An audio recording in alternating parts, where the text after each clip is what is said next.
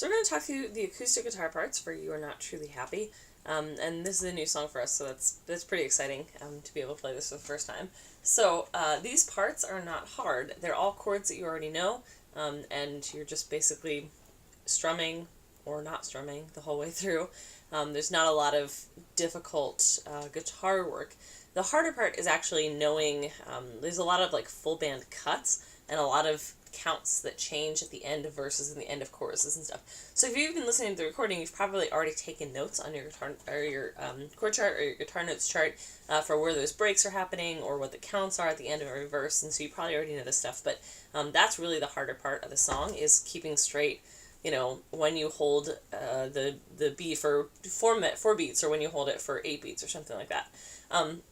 The original recording is in F, and we're gonna play it in F, but so that you can play kind of a little bit fuller chords rather than just, if you play in F, some of the chords are kind of limited to the top 4 strings, and you don't kind of get those lower beefier strings. And so in order to kind of have slightly fuller chord voicings, I have been throwing a capo on fret 1 and just playing it in E, which is really nice. The only thing is that'll change kind of where obviously, as capos always do, it'll change where the dots fall, and that sometimes screws me up, so I just don't look at my hands and feel where the chord is. But anyway, so I would recommend playing it in E. If you're more comfortable playing in F for some reason, that's fine too. You can play it there. I think it's going to sound a little bit more full if you play it in E. And also, I personally think that E is a more comfortable key to play in anyway, and it usually sounds better on the guitar. So all good excuses for throwing on a capo and playing it in an easier key. Anyway, like I said, the actual strumming is very simple. In fact, it's the same strum pattern throughout and the same chord progression throughout. So I'll just kind of strum through a chorus, and you'll be able to hear the feel of the strum pattern, and also kind of where those chords change. So,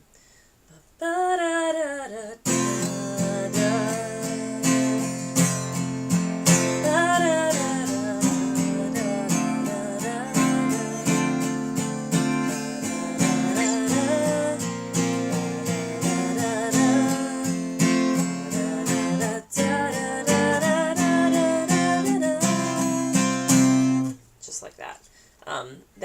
That first E is held for 7 beats, and then there's a 1 beat passing B up to that C sharp minor, and then there's also a passing chord going into the A, but it's just a bass note, so you don't have to worry about that one.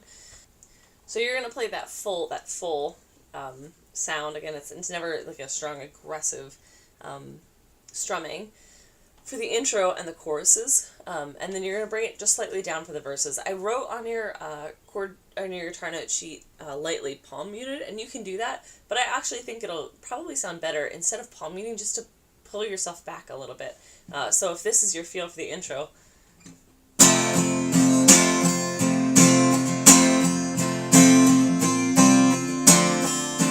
then maybe this is your feel for the verse.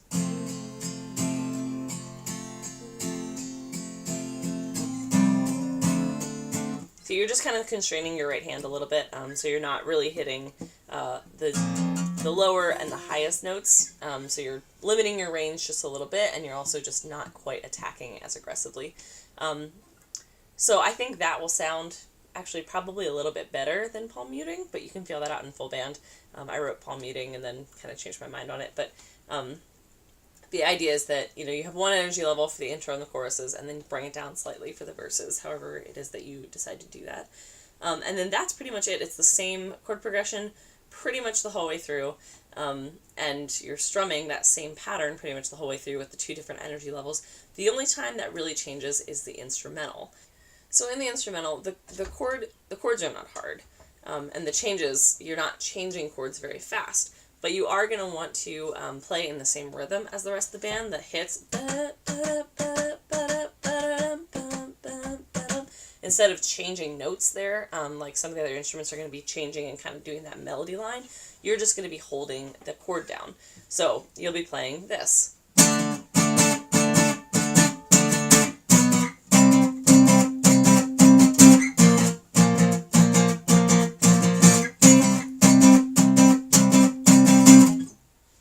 Off on beat 1 for those 4 beats of silence, and then in with the chorus. And that chorus, the final chorus one that you play is a breakdown. You will be playing pretty much exactly what you play for the rest of the chorus. Da, da, da, da, da.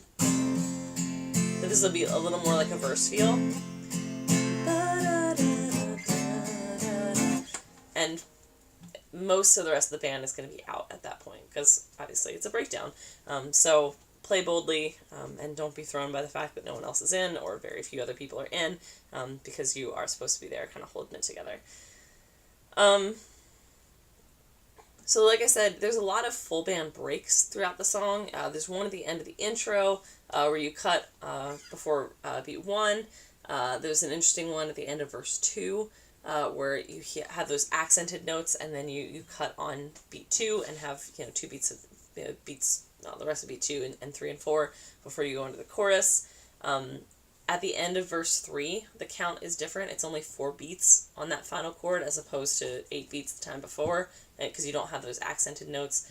And then there's a similar cut in the instrumental and a similar cut at the end of the final chorus before the outro. If you're listening to the recording, you'll hear those all, and I'm going to go ahead and demonstrate this whole song real quick so you'll hear me play those too. But just be aware of those and listen to them in the recording and write them down in your chord sheet so that everybody is all together. One other note, at the end of verse 2 are kind of those accented notes. You don't have to play those. The electric guitar is going to be playing them and probably some other people in the band, but it's cool to kind of give a nod. So,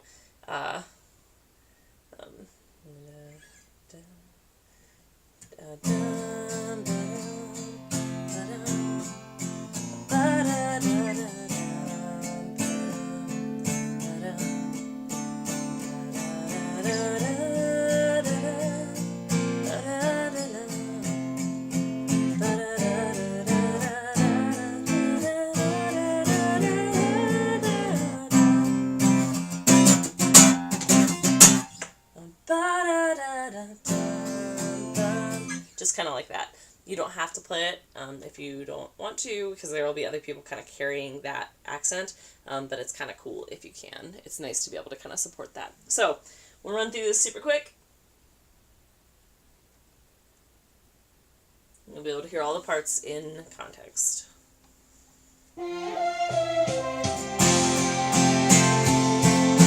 It's 1 beat passing note.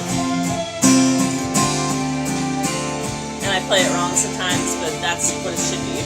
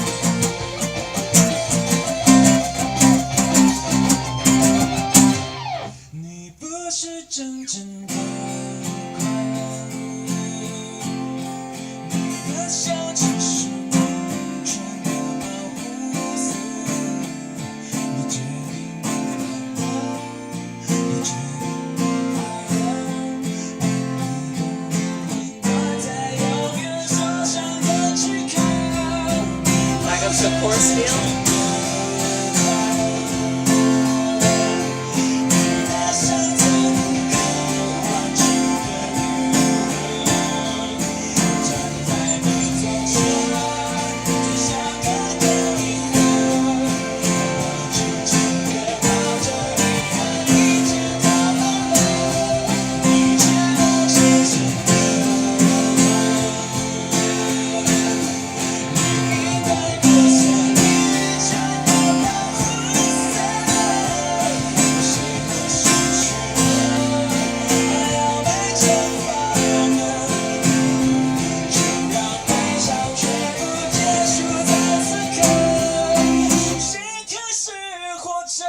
And we hear the keys lead in.